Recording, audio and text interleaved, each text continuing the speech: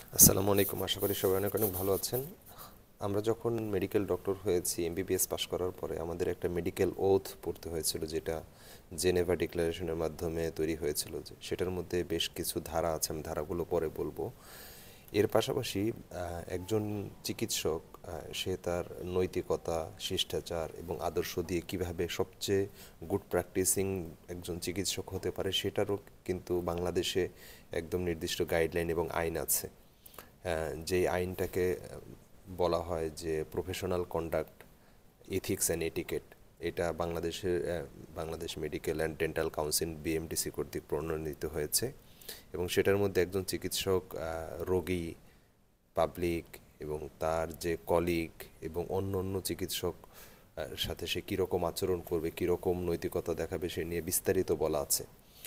আমাদের দেশে বর্তমানে মানে চিকিৎসার ক্ষেত্রে এরকম নৈতিকতা বা শিষ্টাচারের যে কী পরিমাণ ব্যত্যয় হচ্ছে, সেটা আমি আপনাদের দু একটা উদাহরণ দিলেই বুঝতে পারবেন। সম্প্রতি আপনারা নিশ্চয়ই দেখেছেন যে অনেক চিকিৎসক যে সরাসরি সামনে সে তার পণ্য বস্তু নিয়ে সাজিয়ে সে মানে লাইভ করে, সে মানে হেলথ প্রমোশনিং প্রোগ্রাম করে, বিভিন্ন জিনিস করে থাকে। এই জিনিসটা সরাসরি একজন চিকিৎসক কখনোই করতে পারে না, এটা সরাসরি আইন বিরোধী। এবং বিএমডিসির যে আইন আছে, যে প্রত্যেকজন এমবিবিএস এবং বিডিএস ডক্টরের জন্য প্রযোজ্য যে আইন আছে, সেটার মধ্যে এটা সরাসরি আইন বিরোধী কাজ এবং এটা একটা শাস্তিযোগ্য অপরাধ। আমি আপনাদের বিএমডিসির যে প্রফেশনাল কন্ডাক্ট, এথিক্স অ্যান্ড এথিকেটস যে বইটা আছে, আমি সেটা থেকে সরাসরি স্ক্রিনশট দিয়ে আপনাদেরকে অনুবাদ করে দিচ্ছি যে বাংলাদেশে এখন চিকিৎসার নামে যেসব কবিরাজি এবং অবৈজ্ঞানিক যেসব জিনিসগুলো তুলে ধরা হয়েছে, সেই জিনিসগুলো একজন চিকিৎসক কি সেটা করতে পারেন কি না। একজন চিকিৎসক যখন পাবলিককে কোনো মেডিকেল সায়েন্সের কোনো ইনফরমেশন দেবে, সেই ইনফরমেশনগুলোও কীরকম হতে হবে সেটাও সরাসরি এই আইনের মধ্যে বলা আছে। সেখানে অবশ্যই মাস্ট এবং মাস্ট নট শব্দগুলো মেনশন করা আছে, যেন জনগণ বুঝতে পারে সহজে সেই জিনিসগুলো। যেই জিনিসগুলো মাস্ট নট, মানে যেই জিনিসগুলো একজন চিকিৎসক করতে পারে না, সেই জিনিসগুলো যখন কোনো চিকিৎসক করে, ধরে নিতে হবে যে সেটা সে আইন বিরোধী কাজ করতেছে। চলুন আমি আপনাদেরকে দেখিয়ে দিই আসলে এই আইনে এই জিনিসগুলোকে সরাসরি কিভাবে ব্যাখ্যা করা হয়েছে। প্রথমেই আমরা দেখে নিব যে একজন চিকিৎসক যখন চিকিৎসক হয়, তখন সে কী ধরনের মানবিক আচরণগুলো সে করবে, মানে চিকিৎসকের প্রতি এবং অন্যান্য কলিগদের প্রতি, যেটা জেনেভাতে বিশ্ব যে মেডিকেল অ্যাসোসিয়েশন আছে, সেটা সাধারণ পরিষদ দ্বারা গৃহীত হয়েছিল। সেখানে কতগুলো এটাকে ওথ বা শপথ বলা হয়, যে একজন ডক্টর হতে হলে এই ওথটাকে অবশ্যই অবশ্যই পাঠ করতে হবে, সবার বাধ্যতামূলক। যে সেখানে বলা আছে যে আমার জীবন আমি রোগীদের জন্য উৎসর্গ করব, রোগীরা আমার ফার্স্ট প্রায়োরিটি হবে। আমায় মানে রোগীদের ক্ষেত্রে তাদের যে আত্মমর্যাদা এবং মানে স্বায়ত্তশাসন, সেটাকে আমি অবশ্যই সমুন্নত রাখবো। রোগীকে আমরা সর্বোচ্চ সম্মানের স্থানে রাখবো। আমি যে কোনো রোগীকে যখন চিকিৎসা দেব, অবশ্যই সেটা তার ধর্ম বর্ণ নির্বিশেষে আমি তাকে চিকিৎসা দেবো। আমি কখনোই তাকে কোনো কিছু বিবেচনায় আনবো না। রোগীর যদি কোনো গোপনীয়তা থাকে, অবশ্যই আমি সেটাকে রক্ষা করব। আমি আমার পেশাকে বিবেক এবং মর্যাদার সাথে এবং ভালো চিকিৎসা অনুশীলনের জন্য যে চর্চা আছে, আমি অবশ্যই সেই চর্চা প্র্যাকটিস করব। চিকিৎসা পেশার যে মহান এবং মহৎ ঐতিহ্য আছে, সেটাকে আমি সবসময় লালন পালন করব। আমি আমার শিক্ষক, সহকর্মী, ছাত্রদের প্রতি সম্মান এবং কৃতজ্ঞতা দেখাবো, যেটা তাদের প্রাপ্য।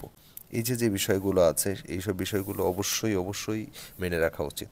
আর আমরা যদি বিএমডিসির যে professional conduct, ethics and etiquette বইটা আছে, আমরা সেটার মধ্যে যদি আমরা একটু শর্টে দেখি যে যেসব কথাগুলো বলা আছে, সেই জিনিসগুলো আমাদের অবশ্যই মেনে চলতে হবে। কারণ পেশাগত কোনো একজন চিকিৎসক যখন কোনো তথ্যকে প্রচার করবে, সেই তথ্য প্রচারের ক্ষেত্রে মাস্ট জিনিসগুলোকে অবশ্যই মেনে চলতে হবে। এক নম্বর হলো যে সেই ইনফরমেশনগুলো সঠিক হতে হবে, সেসব বাস্তবধর্মী হতে হবে, সেটা অবশ্যই বস্তুনিষ্ঠভাবে যাচাইযোগ্য হতে হবে। যে আমি একটা মন গড়া কথা বলে দিলাম, সেটার সায়েন্টিফিক্যালি কোনো এভিডেন্স বা প্রুফ নাই, অথবা যেটা সায়েন্টিফিক্যালি ইনভ্যালিড প্রমাণ হয়েছে, সেই জিনিসগুলোকে আমি জনগণের কাছে মানে মিসলিডিং বা প্ররোচনামূলকভাবে সেই জিনিসগুলো আমি অবশ্যই জনগণের কাছে প্রচার করতে পারবো না।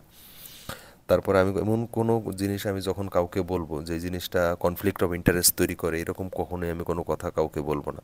আমার বলার ক্ষেত্রে অবশ্যই রোগীর সুবিধা অসুবিধা দুইটাই ভালো, সমান গুরুত্ব দিয়ে দুইটা তাকে বোঝাইতে হবে। সেটা তারপরে রোগী বিবেচনা করবে কোনটা তার জন্য গ্রহণযোগ্য। আমি যে কখনোই এমন কোনো তথ্য কোনো রোগীকে দিব না যেটা অতিরঞ্জিত হবে এবং বিভ্রান্তিকর হবে। আমি কখনোই অন্যান্য ডাক্তারদের সাথে তুলনা অথবা শ্রেষ্ঠত্ব দাবি করতে পারবো না।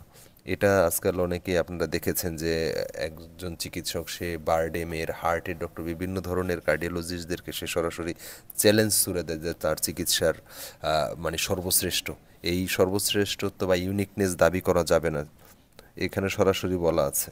তারপরে রোগীদের জন্য কোনো অনুরোধ করা, ক্যানভাস করা, সেগুলো করা যাবে না। চিকিৎসা এবং চিকিৎসা সম্পর্কিত কোনো যে পণ্য বা সেবা বাণিজ্যিক প্রচারের জন্য কখনোই ব্যবহার করা যাবে না। সেই জিনিসগুলো যদি ব্যবহার করে তাহলে সেটা শাস্তিযোগ্য অপরাধ হবে। তারপরে যেসব জিনিসগুলো মিসলিডিং বা অযথা প্ররোচিত করবে মানুষজনকে বা বাণিজ্যিক উদ্দেশ্যে কোনো জিনিস কখনোই কোনো চিকিৎসক প্রচার করতে পারবে না, এবং অবাস্তব কোনো প্রত্যাশা তৈরি করতে পারবে না কোনো চিকিৎসক।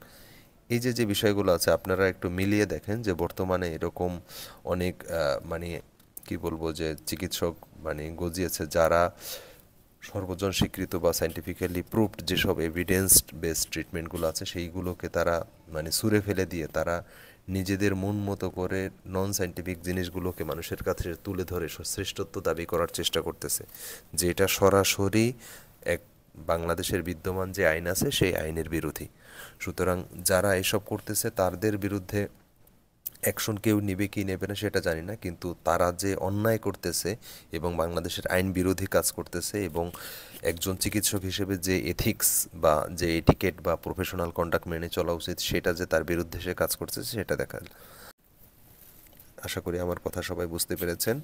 চিকিৎসক হিসেবে যদি নিজের মর্যাদা সমুন্নত করতে অন্যদেরকে আমার দাবায়া ধরতে হয় তাহলে ধরে নিতে হবে যে সে চিকিৎসক না, সে আসলে মানে হাতুড়ে ডাক্তার বা কোয়াকের চেয়েও অধম।